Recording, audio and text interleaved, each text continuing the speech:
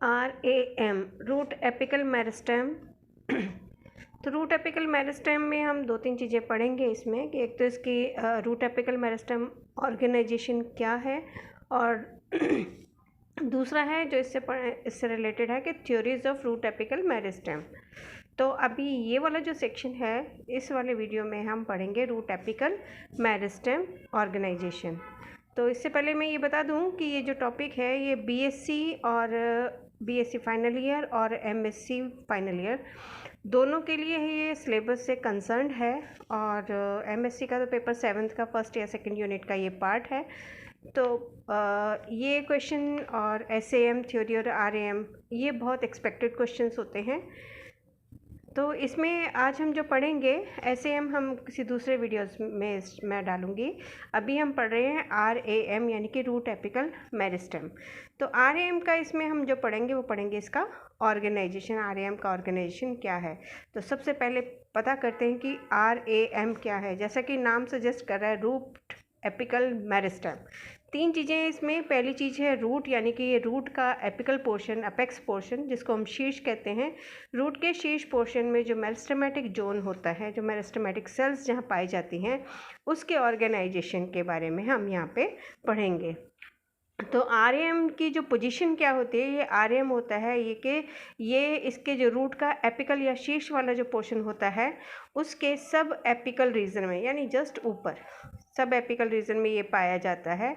और इसके जो खास दो तीन लक्षण होते हैं वो ये होते हैं कि सबसे पहला लक्षण ये होता है कि ये सब टर्मिनल रीजन पे पाया जाता है, सब terminal like not the terminal. और साथ ही ये रूट कैप से कवर्ड रहता है, यानी कि रूट कैप के अंदर ये पाया जाता है। तो मेन क्या होता है, रूट कैप प्रोटेक्टिव होता है, तो इसलिए क्योंकि इसकी सेल्स जो होती हैं वो थिन वॉल्ड होती हैं, तो ये उनके लिए एक प्रोटेक्टिव लेयर बन जाती है। रूट कैप जो है एक तरह से प्रोटेक्शन का काम इनके लिए करता है। दूसरा इसका जो फीचर है, मेन फीचर है कि इसमें जो किसी तरह के lateral appendices like branching, root की ब्रांचिंग हो रही होती है, या फिर रूट हेयर्स निकल रहे होते हैं, या फिर कोई primordia. Primordia is the initial of formation of branching, यानी कि ब्रांचेस बनने से पहले प्राइमोडियाज जो बनते हैं वो इससे अटैच्ड होते हैं, वो जोन इससे अटैच्ड पाया जाता है। और तीसरा इसका खास रीज़न ये होता है कि ये कंसिस्टेंटली इसकी जो सेल्स होती हैं कंसिस्टेंटली डिविजिबल होती है, यानी कि इनके अंदर विभाजन की क्षमता बनी रहती है। इस कारण क्या होता है, रूट की ग्रोथ होती है। और ये ग्रोथ होती है, हम जानते हैं रूट हमेशा पॉजिटिवली जियोट्रॉपिक होता है और नेगेटिवली फोटोट्रॉपिक होता है, यानी कि ये लाइट के अपोजिट डायरेक्शन में और अंधेरे की तरफ, ज़मीन की तरफ, ग्रेविटेशनल फोर्स की तरफ ग्रो करती है। अब आता है ऑर्गेनाइजेशन ऑफ रूट अपेक्स, यानी कि जो ये रूट अपेक्स है इसका ऑर्गेनाइजेशन कैसे होता है। तो जो बात करते हैं रूट अपेक्स की, जो इसकी एपिकल सेल्स होती हैं ये लाइक खास तौर से प्राइमरी रूट जो होता है उसकी जो एपिकल सेल्स होती हैं ये मेरिस्टेमेटिक होती हैं। मेरिस्टेमेटिक मतलब विभाजनशील होती हैं अपने नेचर के अकॉर्डिंग। और ये इनके अंदर जो विभाजन की क्षमता है, जैसे ही इनके एम्ब्रियो के बाद जो रेडिकल बनने की पोजीशन आती है, तो रेडिकल बनने के साथ ही इनके अंदर विभाजन की क्षमता उत्पन्न हो जाती है। इसकी जो आरएएम की सेल होती हैं ये काफ़ी बड़ी होती हैं, बहुत क्लियर होती हैं, और इनके अंदर न्यूक्लियस बहुत साफ दिखाई देता है, क्लियर होता है, साथ ही बहुत प्रोमिनेंट होता है। प्रोमिनेंट मतलब आसानी से जिसको हम देख सकते हैं, बहुत क्लियर दिखने वाला होता है। और साथ ही इसके अंदर जो साइटोप्लाज्म होता है वो बहुत डेंस इसके अंदर पाया जाता है। बात करते हैं सेल की शेप की, तो इसकी जो सेल की शेप होती है एलिप्कॉइडल होती है। एलिप्कॉइडल मतलब गोलाकार, नॉट एग्जैक्टली लाइक ध्रुव जो होते हैं, जो कहना चाहिए पोलराइजेशन जैसे होता है, वहाँ पे थोड़ा चपटा हो जाता है, मतलब इसके अंदर 3 एक्सेस बन जाते हैं। तो नॉट एग्जैक्टली गोल, थोड़ा सा इसमें चपटापन आ जाता है। साथ ही इसके अंदर जो वैक्यूल्स होती हैं वो वैक्यूल्स भी इसके अंदर मैं बताना भूल गई थी जब मैं आपको बता रही थी। तो वैक्यूल्स होती हैं या तो नहीं होती हैं या फिर बहुत छोटे साइज़ के अंदर इसमें पाई जाती है। ये शेप की बात कर रहे थे, एलिप्सॉइडल होती है या फिर पॉलीगोनल टाइप की होती है, जिसके मल्टी एंगल्स बने हुए होते हैं, कई एंगल्स में बने होते हैं। साथ ही इसके अंदर जो इंटरसेलुलर स्पेस है वो नहीं पाया जाता।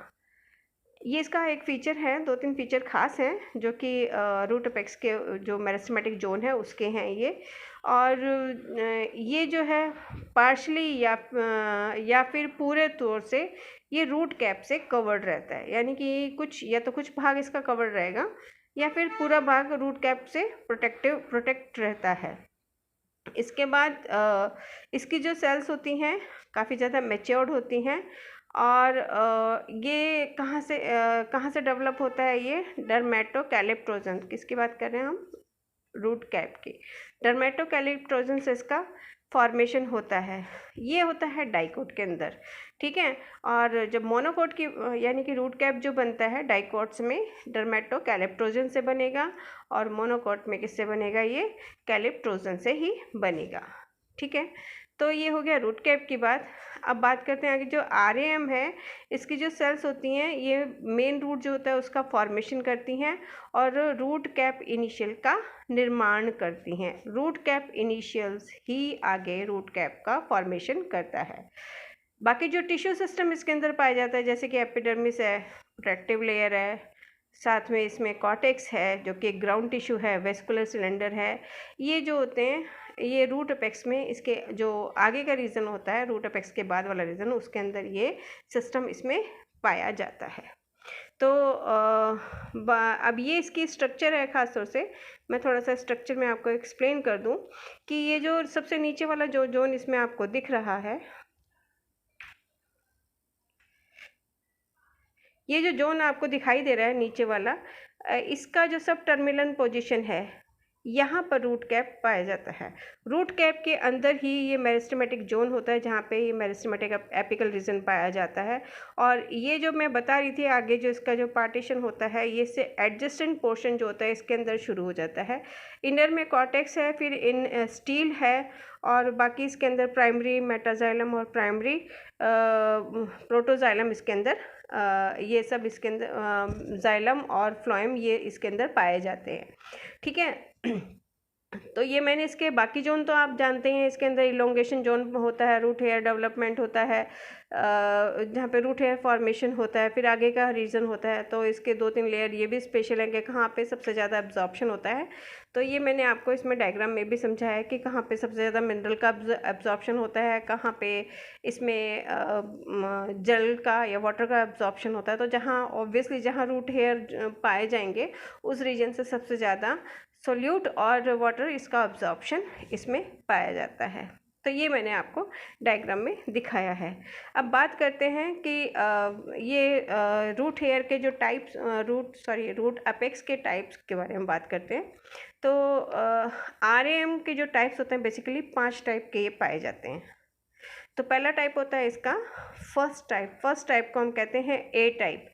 फर्स्ट टाइप के अंदर जो होता है, जो इसका रूट अपेक्स होता है उसका डेवलपमेंट केवल एक जो सेल होती है वो उसके द्वारा ही इसमें होता है, यानी कि एक सिंगल सॉलिटरी सेल इसके अंदर पाई जाती है जो कि इसकी टर्मिनल पोजीशन पे पाई जाती है। वहाँ उसके अंदर मल्टीपल डिवीज़न होने के बाद में रूट कैप भी बनता है और रूट एपिकल मेरिस्टेमेटिक जोन भी बनता है, साथ में बाकी लेयर्स भी इसके अंदर बनती है। और ये ज़्यादातर किस में देखा जाता है, ये वेस्कुलर क्रिप्टोगेम्स यानी कि टेरिडोफाइट्स के अंदर इसको देखा गया है।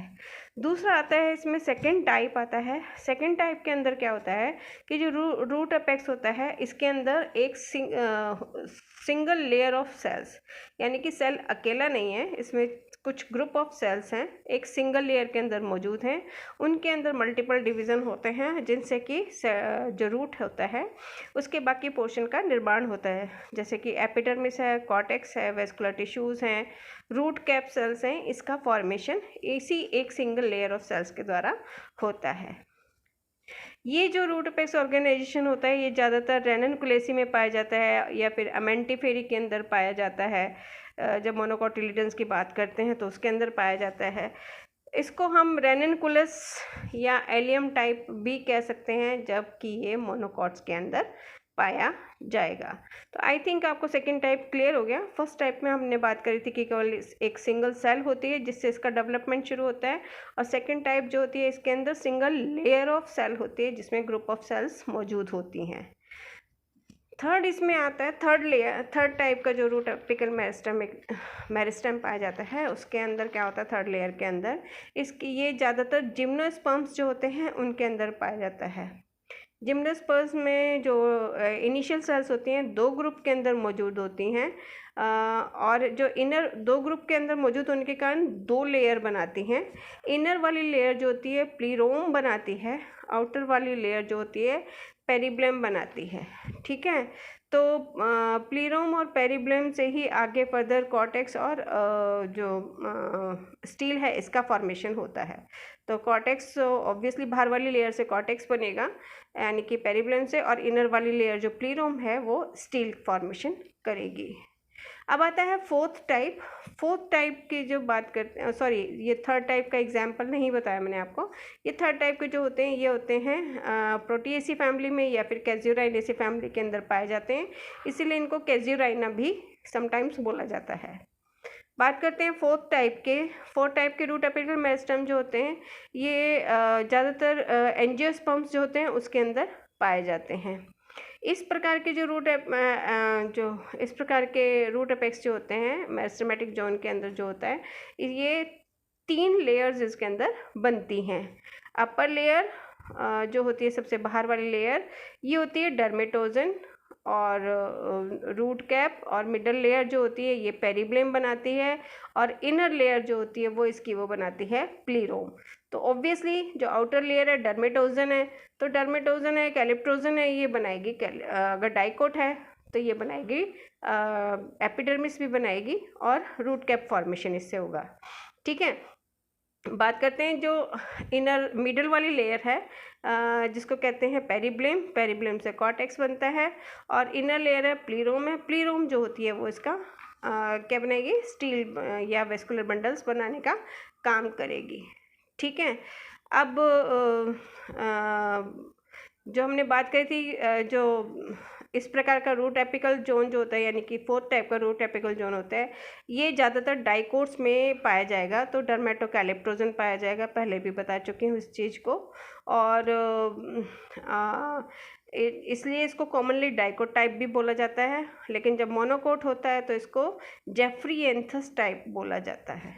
ठीक है, अब आता है फिफ्थ टाइप के अंदर माना जाता है कि इसके अंदर 5 लेयर्स का फॉर्मेशन होता है, यानी कि रूट एपिकल मेरिस्टेम फॉर्मेशन के लिए 5 लेयर्स बनती हैं, उनसे इसका डेवलपमेंट होता है।